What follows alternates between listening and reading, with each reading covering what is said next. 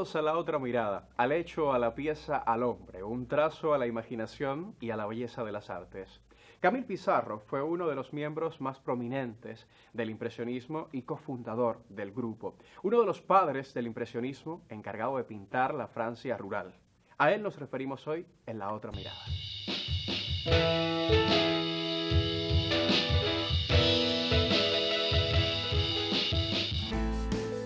Pissarro, pintor de finales del siglo XIX, desarrolló su obra artística en un momento histórico de grandes cambios, con la llegada de la Revolución Industrial.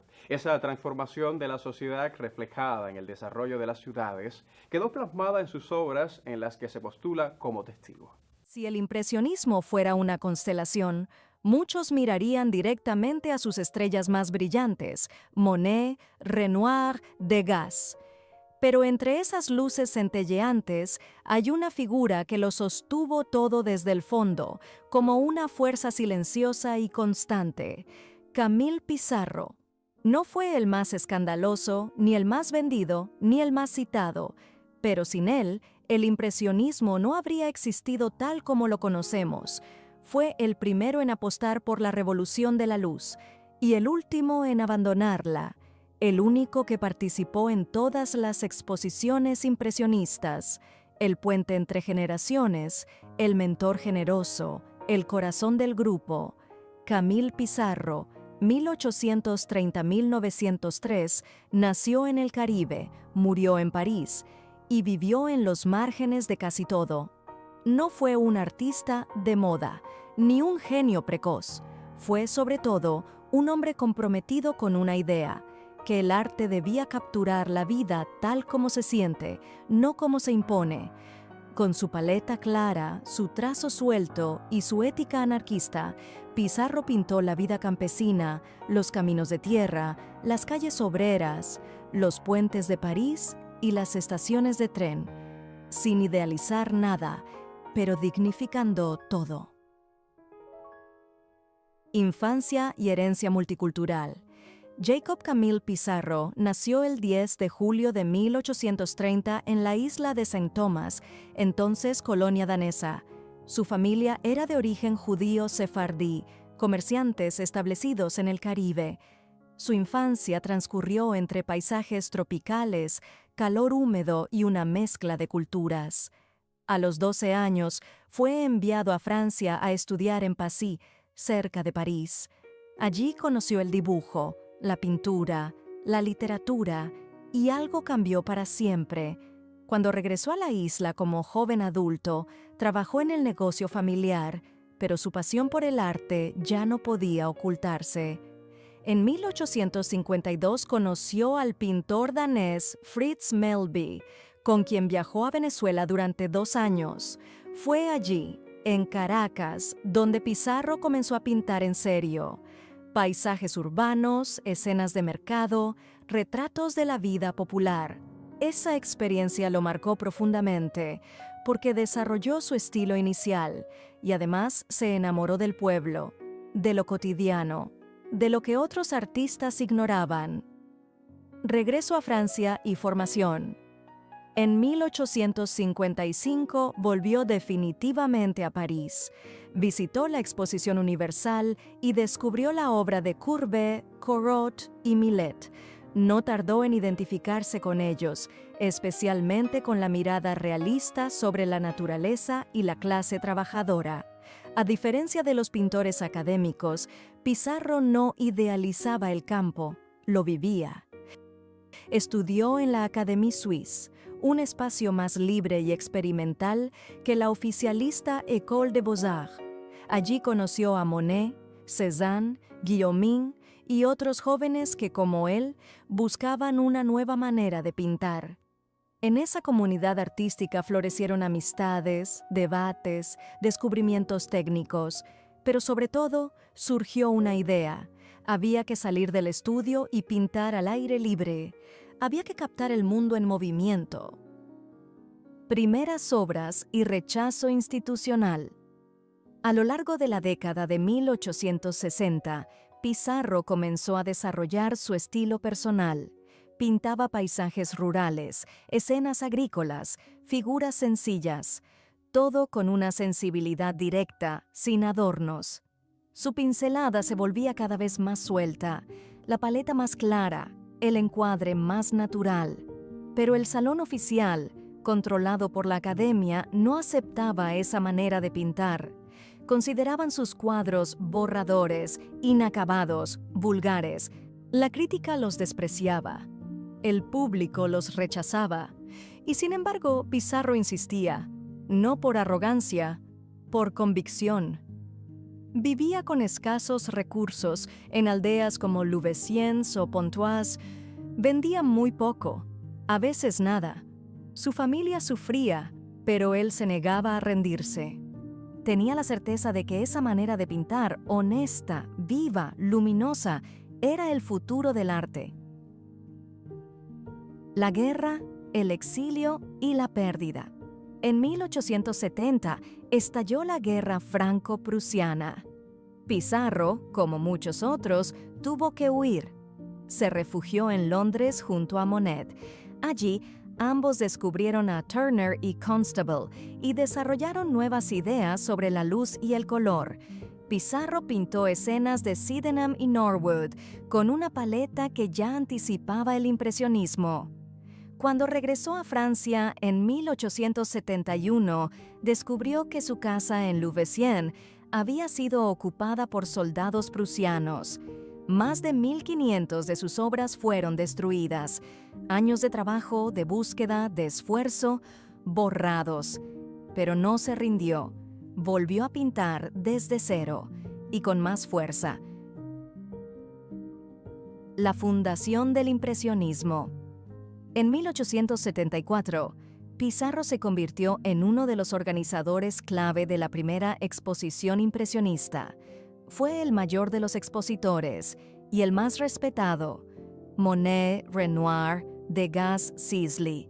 Todos lo admiraban, porque mientras otros vacilaban, él apostaba. Apostaba por la independencia artística, por la luz, por el riesgo.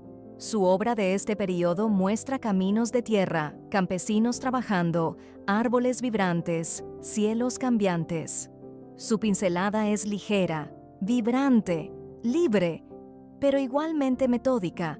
Detrás de esa aparente espontaneidad hay una estructura firme, una composición cuidadosa, una mirada ética. Pissarro no pintaba por vanidad ni por gloria, pintaba porque creía, porque quería dejar un testimonio del mundo real, ese que casi nadie consideraba digno de arte. El ojo que enseñó a mirar. Camille Pissarro fue un gran pintor, fue sobre todo un gran maestro, un guía generoso, un artista que nunca temió compartir sus descubrimientos, incluso con quienes luego lo superarían en fama. Mientras muchos pintores protegían sus secretos como alquimistas celosos, Pissarro abría las puertas de su taller, discutía teoría, compartía técnicas, corregía composiciones, porque para él el arte no era competencia, era colaboración. Pissarro y Cézanne, amistad, crítica y legado. Una de las relaciones más significativas en su vida fue con Paul Cézanne. Desde la década de 1860, Pissarro actuó como mentor del joven y tormentoso Cézanne. Lo alentó a salir del estudio, a pintar del natural, a observar la luz y el paisaje. Cézanne, que solía pintar con gestos intensos y tonos sombríos, comenzó a soltar la mano. Aprendió a ver. Pero no fue una relación unidireccional.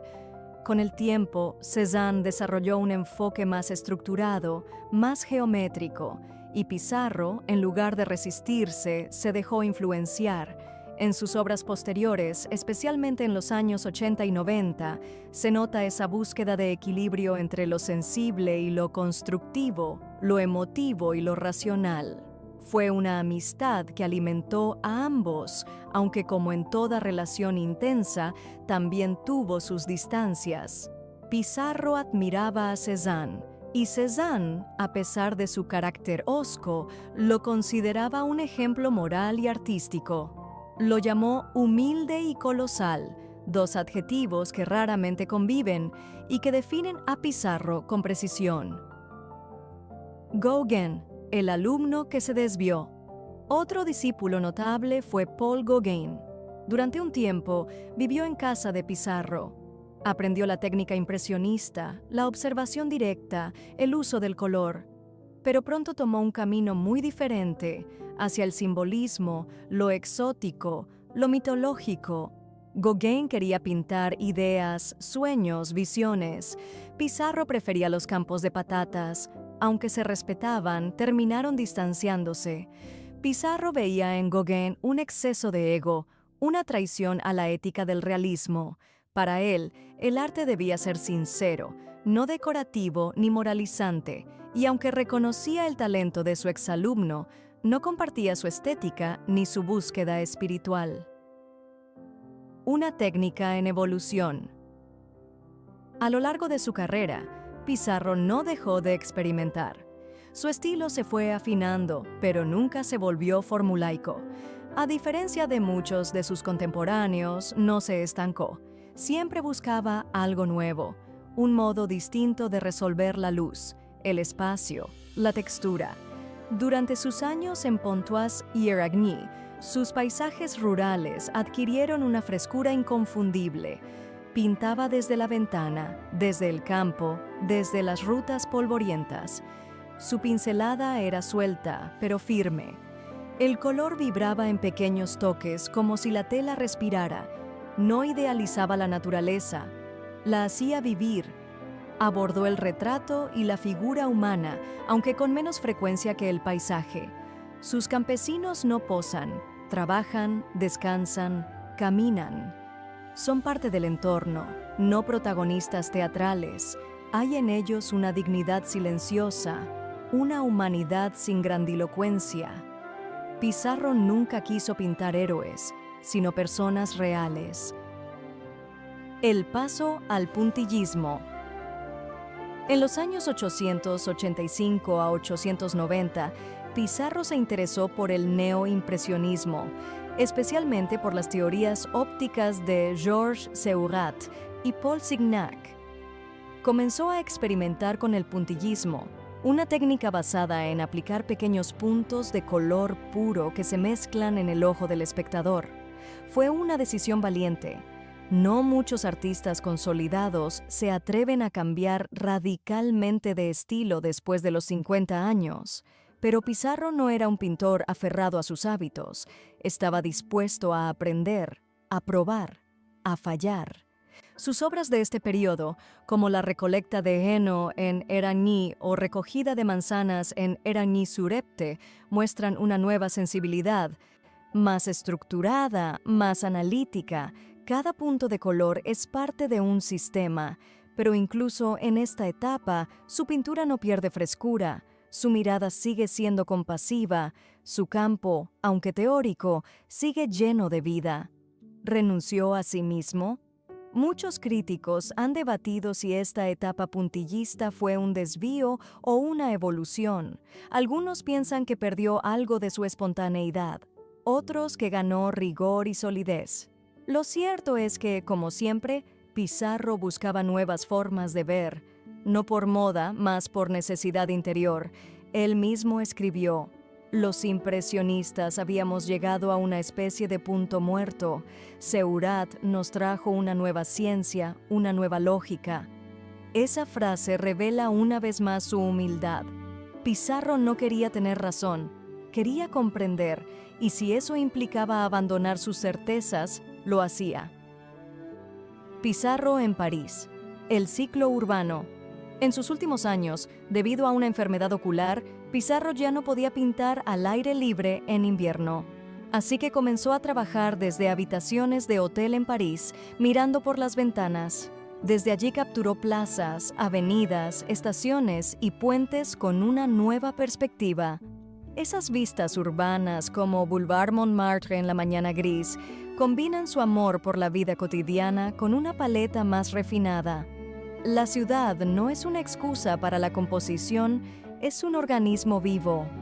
El tráfico, la gente, los árboles desnudos, todo está animado por su mirada serena.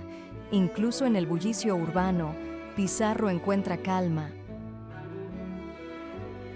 pintar sin amos, pensar sin muros.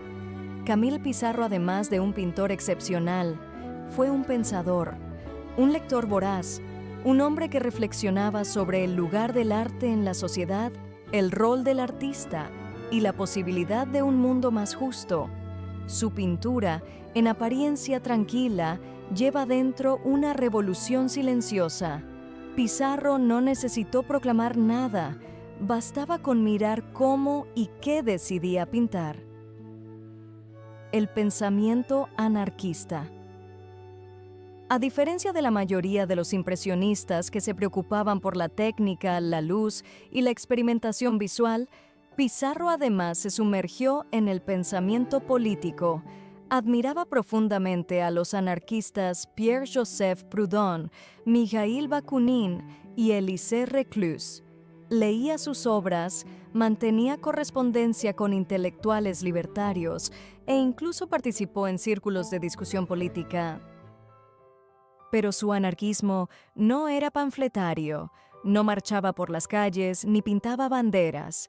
Su revolución era estética y ética. Pintar a los campesinos trabajando, a los obreros cruzando un puente, a una mujer barriendo el patio, era, en su contexto, un acto radical.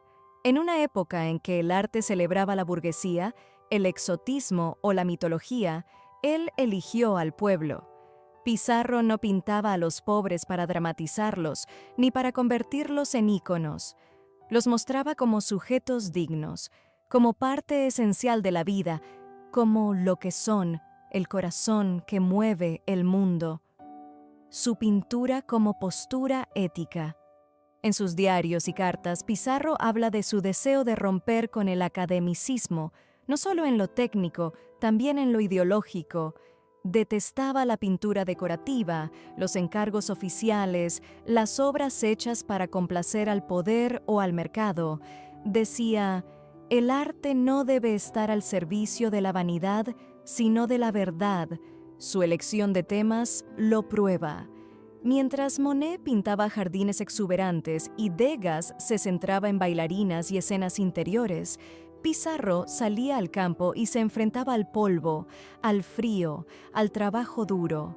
Su paleta no era extravagante, era comprometida. Su mirada no embellecía, iluminaba.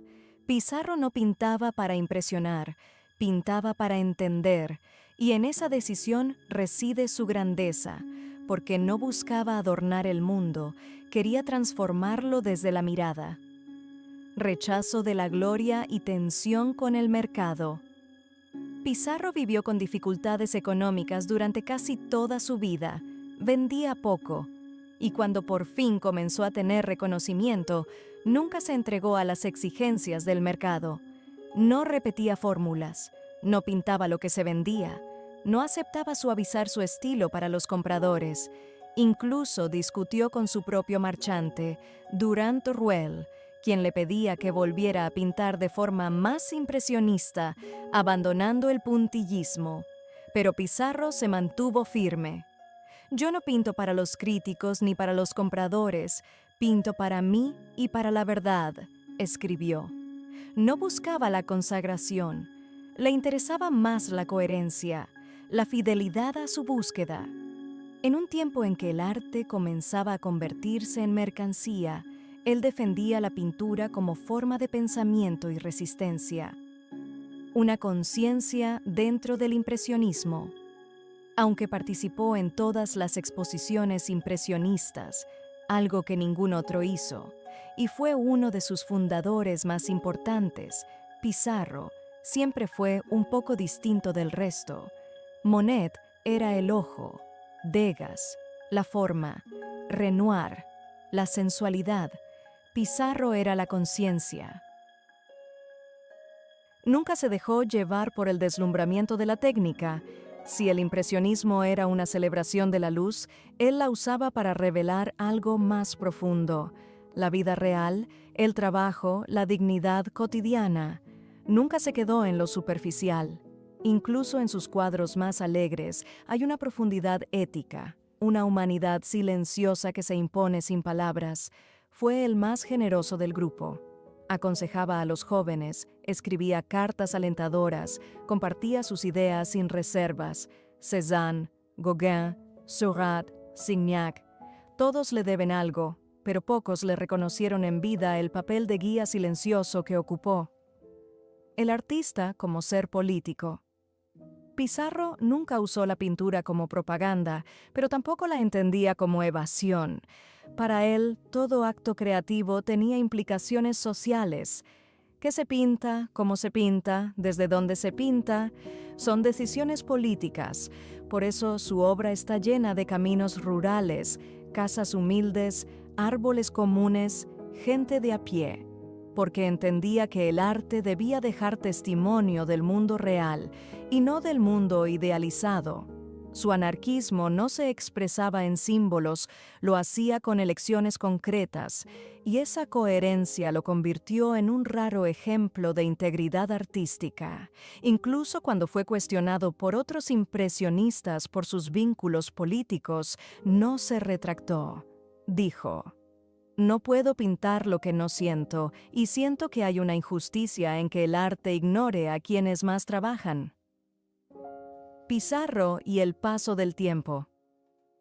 Ya en sus últimos años, Pizarro parecía cada vez más consciente de que no tendría la gloria de otros colegas.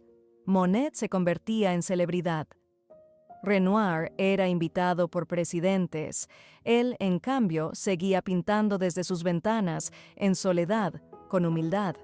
Pero no se quejaba, porque sabía que la pintura es una siembra, no una recompensa, y confiaba en que algún día sus cuadros hablarían por sí mismos, con una voz sin gritos, con una verdad que no se impone, pero tampoco se olvida. El legado sereno de una revolución callada. En noviembre de 1903, Camille Pizarro murió en París a los 73 años.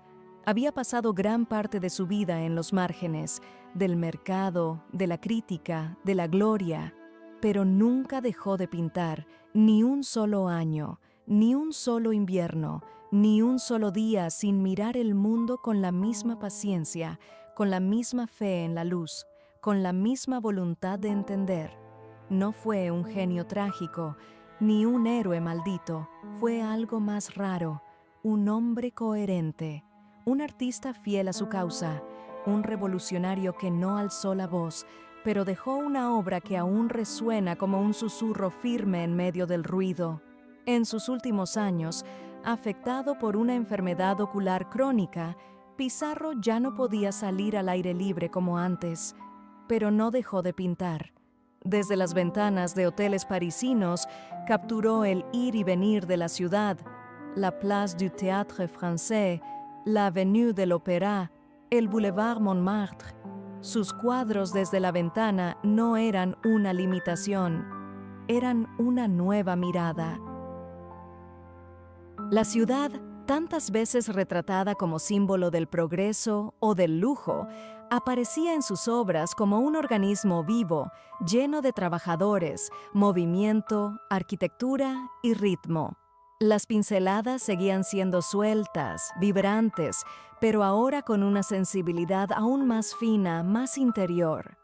Como si, sabiendo que el tiempo se acababa, quisiera fijar en la tela incluso la presencia. La muerte de un maestro invisible. Murió sin grandes homenajes, sin fortuna, sin escándalos, fue enterrado discretamente, pero quienes lo conocieron sabían que se iba algo más que un pintor, se iba una brújula, un punto de referencia, el artista que nunca buscó fama, pero que sostuvo a todos los demás, Monet, Cézanne, Renoir, Gauguin, Seurat, Van Gogh. Todos lo admiraron, aunque no siempre lo dijeron en público. Pizarro era el que estaba allí cuando nadie más lo estaba, el que daba un consejo cuando los demás competían, el que abría la puerta cuando otros la cerraban. Murió como vivió, sin estridencias, pero con la conciencia tranquila de haber hecho exactamente lo que debía hacer. El reconocimiento póstumo. Durante décadas, la figura de Pizarro fue opacada por sus colegas más brillantes. en los libros de historia del arte aparecía como un secundario, como el viejo sabio del impresionismo, como el que estuvo en todas partes pero nunca en el centro. Sin embargo, a partir del siglo XX, críticos, historiadores y artistas comenzaron a revalorarlo, no meramente por su técnica, que era exquisita, ni por su papel como pionero, que fue incuestionable. Lo redescubrieron por algo más profundo, por su ética, por su constancia, por su mirada. Museos como el Musée d'Orsay, la National Gallery y el MoMA han dedicado importantes retrospectivas a su obra. Sus cuadros, una vez ignorados, hoy se cotizan en millones. Y, más importante aún, su influencia ha sido reivindicada, no como la de un precursor tímido, como la de un arquitecto esencial del arte moderno. Su legado artístico. El legado de Pissarro es vasto. Formalmente, ayudó a fundar el impresionismo y luego contribuyó al nacimiento del puntillismo. Su pincelada, su paleta, su tratamiento del paisaje influyeron en generaciones enteras. Su espíritu crítico y abierto se refleja en la obra de muchos artistas contemporáneos. Pero su mayor legado no está en la técnica, está en su manera de entender el arte, en su decisión de mirar al mundo sin cinismo, de pintar con el cuerpo, pero también con la conciencia, de convertir el acto de observar en un acto de justicia. Los cuadros de Pissarro captan de manera pura el estilo impresionista: profundidad, imagen construida con pinceladas visibles, uso de la vibración en el color y un prolijo estudio de la luz natural. ¿Ha vuelto usted a vivir junto a nosotros la experiencia de disfrutar del arte? La semana próxima regresamos con una nueva mirada al mundo de las artes visuales. Hasta entonces, muy buenas noches.